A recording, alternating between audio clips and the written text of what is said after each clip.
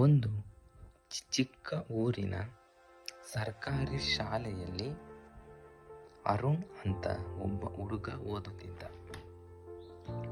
ಸಾಧಾರಣ ಫ್ಯಾಮಿಲಿ, ಆದರೆ ತುಂಬ ಒಳ್ಳೆಯ ಹೃದಯ.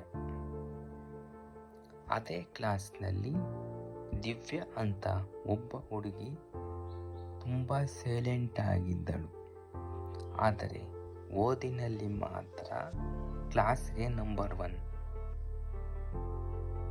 ಒಂದು ದಿನ ಟೀಚರ್ ಬೆಂಚ್ ಚೇಂಜ್ ಮಾಡಿದರು. ಅರುಣ್ ಮತ್ತು ದಿವ್ಯ ಒಂದೇ ಬೆಂಚ್ನಲ್ಲಿ ಕುಳಿತುಕೊಳ್ಳಬೇಕಾಗಿತ್ತು. ಮೊದಲು ಮಾತೇ ಇರಲಿಲ್ಲ, ಆದರೆ ನಿಧಾನವಾಗಿ ಒಂದು ಪೆನ್ ಇದೆಯಾ ಅಂತ ಶುರುವಾದ ಮಾತು ಸ್ನೇಹವಾಗಿ ಬದಲಾಯಿತು. ದಿನಗಳು ಕಳೆದ ಹಾಗೆ ಅವರ ಸ್ನೇಹ ತುಂಬ ಗಟ್ಟಿಯಾಗಿ ಆಯಿತು. ಲಂಚ್ ಶೇರ್ ಮಾಡೋದು, ಹೋಮ್ವರ್ಕ್ಗೆ ಹೆಲ್ಪ್ ಮಾಡೋದು, ಒಬ್ಬರು ಬರದಿದ್ದರೆ ಮತ್ತೊಬ್ಬರು ವೇಟ್ ಮಾಡೋದು, ಹೀಗೆ ಅವರ ದಿನಗಳು ಕಳೆದವು. ಒಂದು ದಿನ ಮಳೆ ಬರುತ್ತಿತ್ತು. ಸ್ಕೂಲ್ ಮುಗಿದ ಮೇಲೆ ಇಬ್ಬರು ಒಂದು ಮರದ ಕೆಳಗೆ ನಿಂತಿದ್ದರು.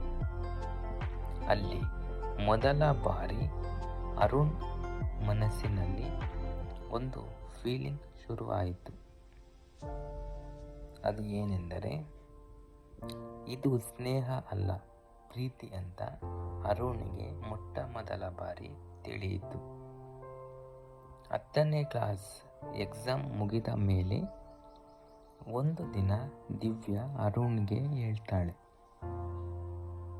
ನಾವು ಊರು ಬಿಟ್ಟು ಹೋಗ್ತಿದ್ದೀವಿ ಅಂತ ಹೇಳಿದ ತಕ್ಷಣ ಅರುಣ್ಗೆ ತುಂಬ ಶಾಕ್ ಆಯಿತು. ಆದ್ದರಿಂದ ಏನು ಮಾತಾಡಬೇಕು ಅಂತಲೇ ಗೊತ್ತಾಗಲಿಲ್ಲ ಅರುಣ್ಗೆ. ಲಾಸ್ಟ್ ಟೈಮ್ ಇಬ್ಬರು ಮಾತಾಡೋದಕ್ಕೂ ಆಗಲಿಲ್ಲ. ಹೋಗೋ ಮುಂಚೆ ದಿವ್ಯ ಹೇಳ್ತಾಳೆ, ನೀನು ನನ್ನ ಮರೆಯಬೇಡ ಅರುಣ್, ಹೋಗಿ ಬರ್ತೀನಿ ಅಂತ ಹೇಳ್ತಾಳೆ. ಆಗ ಅರುಣ್, ಸರಿ ದಿವ್ಯ, ನಾನಂತೂ ಮರೆಯಲ್ಲ, ನಿನಗೋಸ್ಕರ ವೇಟ್ ಮಾಡ್ತಾ ಇರ್ತೀನಿ ಅಂತ ಹೇಳಿ ದಿವ್ಯ ಮುಂದೆ ಹೋಗ್ತಾಳೆ.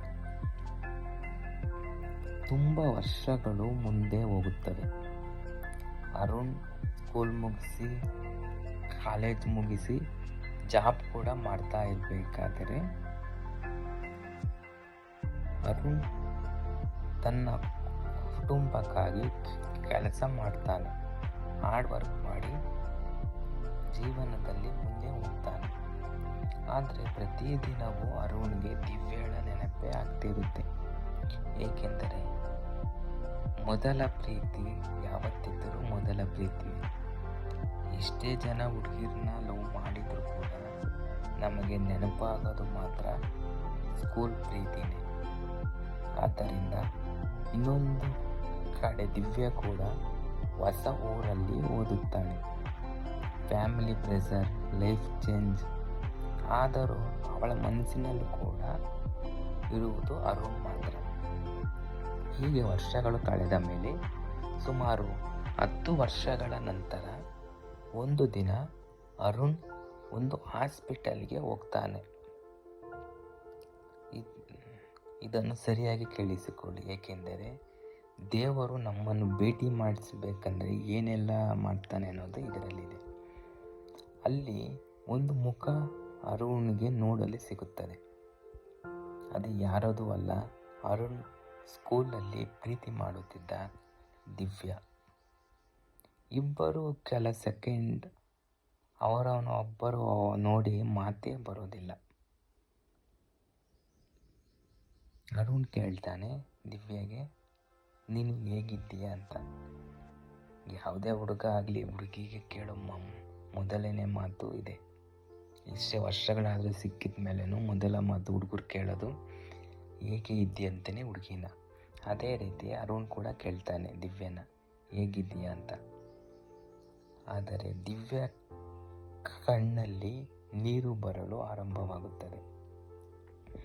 ಅವಳು ಅಳುತ್ತಾ ಹೇಳ್ತಾಳೆ, ನನಗೆ ಮದುವೆ ಆಗಿದೆ ಅಂತ. ಅದು ಎಷ್ಟು ನೋವಾಗುತ್ತೆ ಅನ್ನೋದು ನಮ್ಮ ಹುಡುಗರಿಗೆ ಮಾತ್ರ ಗೊತ್ತು. ಆದರೆ ಎಷ್ಟೇ ನೋವಿದ್ದರೂ ಅರುಣ್ ಒಂದು ಸ್ಮೈಲ್ ಮಾಡ್ತಾನೆ.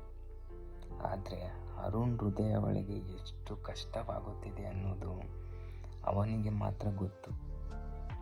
ಇಬ್ಬರು ಏನೂ ಮಾತನಾಡದೆ ತಮ್ಮ ತಮ್ಮ ದಾರಿಯಲ್ಲಿ ಹೋಗ್ತಾರೆ. ಆದ್ದರಿಂದ ಈ ಸ್ಟೋರಿಯ ಮೂಲಕ ಫೈನಲ್ ಮೆಸೇಜ್ ಏನೆಂದರೆ, ಕೆಲವು ಪ್ರೀತಿಗಳು ನಮ್ಮ ಜೀವನದಲ್ಲಿ ಆಗೋದಿಲ್ಲ, ಆದರೆ ನಮ್ಮ ಹೃದಯದಲ್ಲಿ ಸದಾ ಉಳಿಯುತ್ತದೆ. ಇದಂತೂ ನಿಜನೇ. ಏಕೆಂದರೆ ಮೊದಲ ಪ್ರೀತಿ ಯಾವತ್ತಿದ್ದರೂ ನಮಗೆ ಸಿಗೋದಿಲ್ಲ. ಅದು ಏನಿದ್ದರೂ ಎರಡನೇ ಪ್ರೀತಿಯಲ್ಲಿ ನಾವು ಮೊದಲ ಪ್ರೀತಿಯನ್ನು ಹುಡುಕಬೇಕೇ ಹೊರತು ಮೊದಲ ಪ್ರೀತಿ ಯಾವತ್ತೂ ನಮಗೆ ಸಿಗೋದಿಲ್ಲ.